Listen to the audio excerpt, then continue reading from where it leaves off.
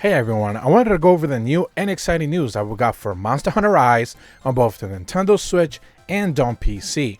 And that's the fact that we got a brand new event quest this week, and interestingly enough, as a Rampage event quest. These are kind of hard to come by. They usually never drop that many. I believe this is now the sixth one that we have seen in total, so they certainly don't like to drop these all that often.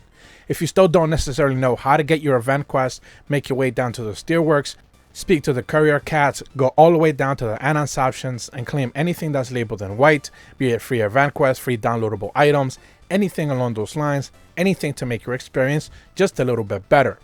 Once you do, you should make your way down to the quest board and you should be able to check out the green tab in the event quest stating Rampage section. This is not the typical page that we usually select for the event quest, and there you should see all the way at the bottom a 7-star Rampage quest called Rampaging Rajang, and this one is going to be a 2-wave, 2 sets of hordes in the Rest Stronghold in just basically the first area of the map, and you are going to be fighting against several Rajangs all at once.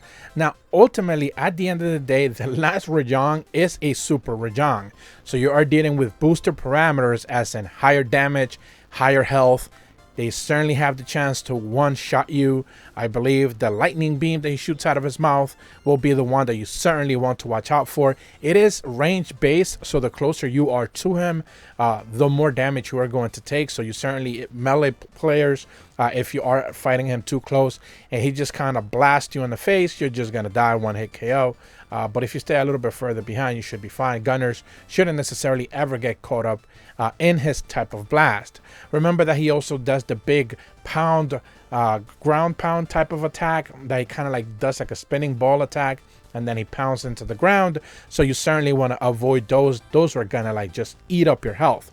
The problem specifically with this quest is that not only is he doing massive health, you're also going to have to worry about 3 separate other Rajangs that are just going to be tossing like lightning bolts and doing the like beam attacks and kind of just pouncing all over the place.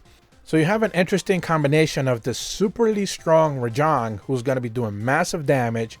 You also have these other Rajangs kind of like staying their distance, kind of like pecking at you, kind of like anyone on the team who's low health.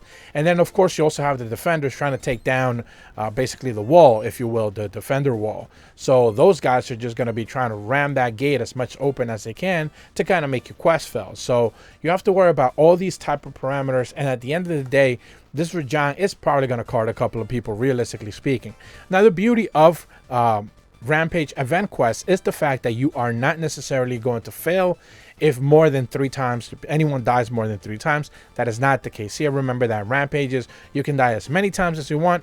It'll certainly be lowering your rewards. You're gonna get less rewards each and every time someone dies, but you can still make it through at the end of the day, so it's not that big of a deal. Again, you also have, I believe, Anjanats trying to break down the gate, so you definitely want to take care of them as best as possible. But once the final wave and that super Rajang does come out, you want to take them out first. You don't kind of want to give them too many, chances to kind of just whittle down your team, and then you have people just running out from the entrance area as they're trying to basically engage all over again. It is just a fight of kind of like avoiding dying, and at the end of the day just out damaging him and putting him out of his misery. And once you're done with this event quest and you make your way back to town, you are going to be rewarded with 3 specific poses that you are going to be able to do now. This is, I believe, called the running pose set, and your hunter is basically going to do a couple of like different running poses depending on which one you kind of cycle through.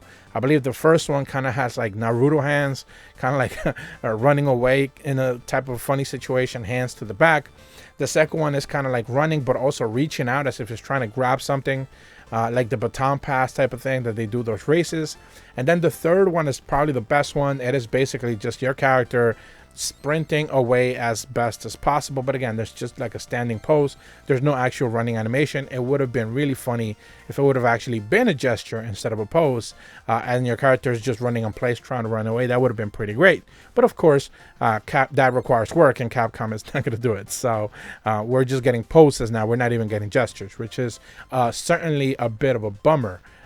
due to the kind of difficulty, I would say, that this reward does require. It's not all that difficult, realistically speaking, but it is certainly annoying. That Super Rajang is not going to be, you know, an easy thing you're going to be dealing with, especially if you're trying to do a solo. Solo players are going to just be instantly targeted by the other Rajangs, kind of like at the distance. Again, they're just going to be tossing lightning bolts and beaming at you and like pouncing and then backing out.